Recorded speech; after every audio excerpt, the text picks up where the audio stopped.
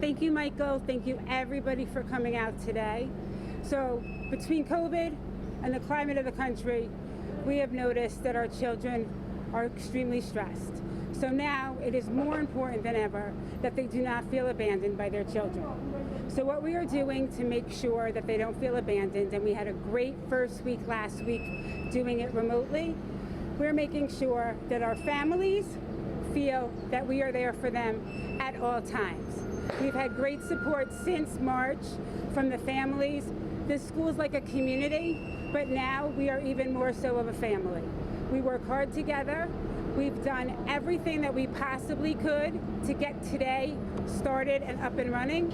We're excited about it. We're going to make our children feel excited about it. We're going to Zoom. We're going to make the children that are learning remotely feel like they are part of the classroom. So we are not just a in-person teacher and a remote teacher, but we are a teacher for them. So we can't wait to get it started. This is what teachers do, and this is what we will continue to do this year. Thank you, Karen. Our ICT teachers have been coordinating for years, and we know this year one of our major challenges is the coordination of instruction, because we have teachers who will be in buildings and teachers will be doing remote instruction. And also at the same time, the greatest challenge that we have is our technology. The next teacher I'm about to bring up is the technology coordinator here and the STEAM teacher. We needed that. Last week was so important. We had that extra time, because during that time, the hope was that schools would be able to work out the technology issues for almost all of the students. And that's something we're monitoring closely. Getting the students comfortable with doing the work of logging on and how to then interact. So I'd like to bring up Amy Sachs, the STEAM and Technology Coordinator here. Come on, Amy. Hello, everyone. I just want to say how excited I am to be here and see all the kids. What would you like me to do? I told you. I'm super short. All right, let's try this again. All right, hi, everyone. Welcome. I'm super excited to be here. I can't wait to see all the kiddos today. It's been a long 6 months, and part of what we did here at PS 15 and in District 1 is we wanted to ensure that all students had access to their devices. They were working, their platforms, they knew the platforms that they were working on, and not only the students, but also the parents. So what we did here at PS 15, aside from me getting ready to teach my kids, my students, we also did what was called a device tune-up day, where a lot of people in the schools, such as our social workers, our partnerships with other organizations that are here, teachers, paras, all stepped in to invite families in to make sure their devices were working, making sure the platforms they needed were loaded up on them and there were no issues. We did lots of updates, and we're just really hoping that all devices are working properly. We know that no matter what, whether the students are in school or working from home, they will need properly functioning devices,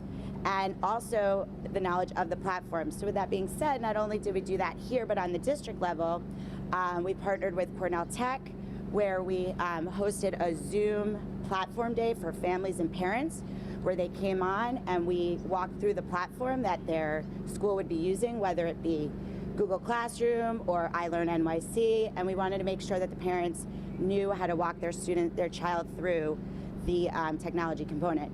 So with that being said, the district and PS 15 are really working hard to ensure that all students have proper devices that work, because we know that whether they're in school or they're at home, they'll need to be able to use those devices. So that's what I have to say today. I'm super excited, and I just look forward to the day and the next school year. What was your name? My name's Amy Sachs. Spell last name? S-A-C-K-S. Thank you. I'd now like to bring up Amber Ingargiola, the ICT teacher, actually Karen's partner. And again, I want to thank these teachers for taking the time to come out here today. Obviously, this is a day when teachers get happy, but in this year, We are very, very cautious, and I want to thank these teachers again for everything that they have done since March with all of the remote teaching and then preparing the school to be open safely today. Come on up. Good morning. Thank you, Michael. And I am actually doing the remote teaching piece, but right here in this building. So a majority of our families here at PS15 have opted fully remote learning. And one thing that teachers and families have learned a great deal is about remote instruction since March. And we want to make sure that we are really enriching instruction for our students and families, and to make the process feel really genuine and rewarding. We want our families to feel connected to us, and we want to feel connected to them and their children. So one way that we are doing that, just like my colleague Amy Sachs said, is we are making sure that all of our devices are up and running, and we are making sure that we can troubleshoot with families so that we can really just eliminate the technology barriers that we saw sort of happen when school went fully remote in March. And another thing that we're doing is we are actually using a platform right here at PS15 where students can show their work and show their thinking to us in a variety of ways. So it's not just, we send out a lesson, they type back a response. Students can actually video record themselves, explaining their work, explaining their thinking. They're able to actually use paper and pencil and take a photo of their work and upload it to the platform that we're using. And they are able to draw right onto the templates that we're providing. So for elementary school students, this is really important for them because it's very developmentally appropriate, and for our students with disabilities population. And finally, the other thing that we're really fortunate here at PS15 that I and a number of my colleagues are able to do is we're actually looping up with our students, which means that we are keeping the same students from last year that we have into this school year. So that really allows us to build on the already pre-existing relationships that we have with families. We know exactly where our students are and where we ended with them when we were in person through the remote experience, and we're hoping to continue to build on that into this new remote learning school year. Thank you. As you can see, as always, the teachers and the schools figure it out. They know what's best, they know what has to be done, they know how to reach their students to engage their families. All the planning from on top cannot replace the actual work that these folks are doing here in this building. We can make sure the safety stuff is here, but they have to make sure it's implemented, which they're doing. We did a walkthrough earlier today. We can talk about an instructional plan all we want from above, but in the end, it's always the people in the building, the teachers, the guidance counselors, the paras, the administrators who make it work. And that is the beauty and the strength of our school system. So again, for today, I want to thank you all for being here. I want to thank all of the teachers. You are our heroes today, the paraprofessionals, everyone else, the therapists, the secretaries, the nurses. These are the heroes of our city today. So thank you, and now we're open for questions. Michael, the principals union said over the weekend that they had no confidence in the mayor and the DOE, said that they were left out of the agreement that the UFC and DOE struck, allowing more teachers to work from home because of medical issues in their families. What is your response to that? Were they in on these discussions? And they're saying that they've had to make all these last-minute impossible changes, shifting teachers all over the place because of this secret deal. There was no such thing as a secret deal. Conversations were had by all the organizations, but I also share the frustration of the principals union of CSA. If the mayor would have listened in April and started planning with us in April, these issues would not have happened. It was the rush. It was the fact that City Hall made the decision to not engage in the opening of their schools until July. And I've been very clear with that, and I understand the frustration of the principals union and of the principals in the city because it should have been done smoother. That's why we went and pushed back another week when it was clear to us that the schools were not ready to be open. So I understand their frustration, and I wish it would have been done in a better way, but that was a decision on City Hall. What we're monitoring for today is to make sure that as of last night, reported to both us and CSA that there is somebody assigned for every classroom and every fully remote teacher, every fully remote classroom in the city. All the safety issues have been, all the deliveries have happened. The ventilation checks continue constantly. We are sending people constantly for any sort of issue or complaint from a school for ventilation. But this could have been done much smoother. Will there be live teaching for the kids who are in cohort B today and are learning remotely and won't go back to school? Not all of them. For the blended remote, that's a blended remote, so we all have to get to learn the terms. There's fully remote, yes, they will have live teaching today.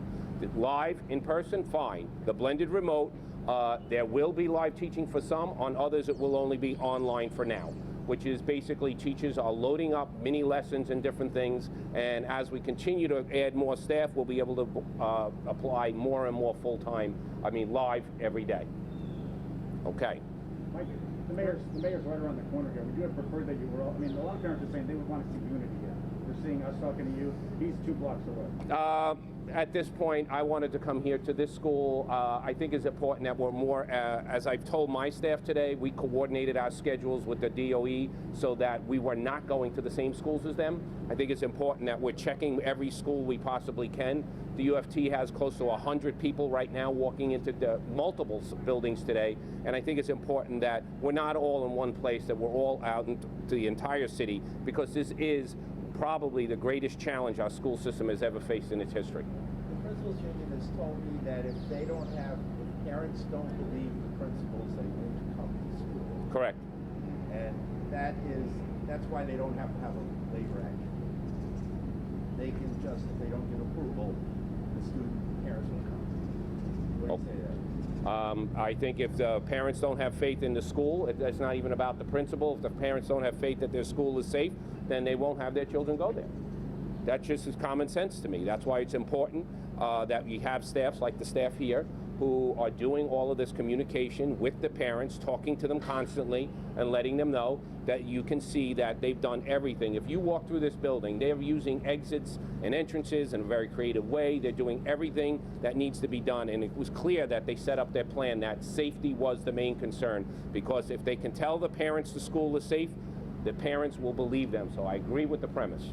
Sir, where do we stand right now with the staffing for teachers that were supposed to be hired to make today happen and then for Thursday to happen for middle and high school students? As I said before, it was reported last night that there is someone assigned to every classroom and every fully remote classroom in the city for today, and they said they're ready for that on Thursday. A lot of that has to do with redeployment of central staff and borough-based staff. And as they continue to hire more, I'm assuming their plan is to pull the central staff back into their central responsibilities. What about the nurses? So far, I've checked this since 5 o'clock this morning. There seems to be a nurse in every building, and if there isn't, believe me, I will get one there shortly. If not, you're going to hear me out in front of the UFT yelling at the mayor. Have the ventilation issues been taken care of in the 22 concerned schools that were shut down? No, some of them are still, Martin Luther King is still shut down. All of the rest at this point are working. We have some concerns still about some of the buildings when the heating systems have to be turned on. So we're still continuing to work on those. Technology gap. We're in one of the poorest neighborhoods in the city. What is going to happen to help kids who don't have access to Wi-Fi and computers? So this is really important. That's why Amy is here with us today, okay? So this is an important issue. We want the extra time was about making sure that all of the PPE and safety stuff was in place, but also about making sure that every student was connected to their school. And that's one of the things we're going to be monitoring very closely. But I want Amy to come back up and talk about what happened here, because you are 100% right. This school had challenges, and what they did to make sure they addressed those challenges. Okay. Thank you, Michael. So at PS15, I'm speaking for PS15, we have worked very hard. Our principal, Irene Sanchez, has worked really hard to ensure that every student has a device. So in the 5 years that I've been here at PS15, we have worked really hard to make sure that every kid, when they came to 15, had a device. That came alongside with some platforms we were using to help our students become stronger in reading and math. It also was to support our computer science program that we've been hosting here for many years. But what we did is we built up a device, so every student had a device when they came to school. When COVID happened in March, those devices had to go home with the students. So we started depleting our own resources of our PS15 devices. The DOE luckily stepped in, started shipping out devices to our students. The devices were all Wi-Fi enabled, so to answer the question of students who do not have Wi-Fi, those devices were prioritized to them, and they got Wi-Fi enabled devices with a SIM card in it, so no matter where they went, no matter where they lived, they would be able to access what they needed to do to get their learning done. As far as fixing devices, I mean, we do the best we can to come in. I am a teacher. I've self-taught myself a lot of stuff on how to support our families. I think it's really important. Not only do we support our families, we support our teachers. We make sure the teachers have working devices. We prioritize that. Every teacher got access to a MacBook to take home to ensure that our students were getting the best instruction they could. So with that being said, on PS15, I think we're in really good, we have a great plan, and we just hope that the DOE will continue to support us with their devices. Thank you, Amy. I just wanted to make sure you saw a real example about what a school had to go through to make sure that all works. And the important piece here is that we know that if the school is given the right support and gets the correct cooperation from the Department of Ed, this can work on behalf of the students and the families. Sometimes that's a little challenging, and we're going to have to hold people's feet to the fire, but we will be monitoring that all week, believe me. Anything else? The UFT hotline, if you be more specific, so you'll be watching that for specific complaints, and you said take drastic action, that could be what? If it's a safety issue, it has to be solved within hours. It's really that simple. There is no time to go through a bureaucracy. So when it comes to safety, you know, like right now as a city, we know what we've been through. We know what challenges we have. We're concerned right now with Brooklyn, clearly, right? So we're very concerned with Brooklyn. And if those area codes in Brooklyn, if we don't see those numbers start coming down by the end of the week, we're going to get much more aggressive with City Hall, because we can't have this. We're not going backwards. And we didn't go through all of this pain and suffering to once again start having our entire city be shut down. So I think we need to be always cautiously optimistic and at the same time aggressive on any sort of safety concerns. So you have to shut down schools in those specific areas. We'll consider, everything goes on the table. And I know that makes people uncomfortable when we say those things, but it's a fact. We cannot allow politics to get in the way of our safety concerns at this point in time. Great, Okay. Mayor. Excuse me? Great for the mayor and the chancellor. I'll wait till I see all the schools opening for 2 weeks and functioning and check all the safety at that point. Until then, the homework is in progress. All right, so let's wrap it up because the school opens in about 10 minutes. And we're going to have a bunch of kids here. And I want to thank the staff. Everyone, thank these parents. These are our heroes today.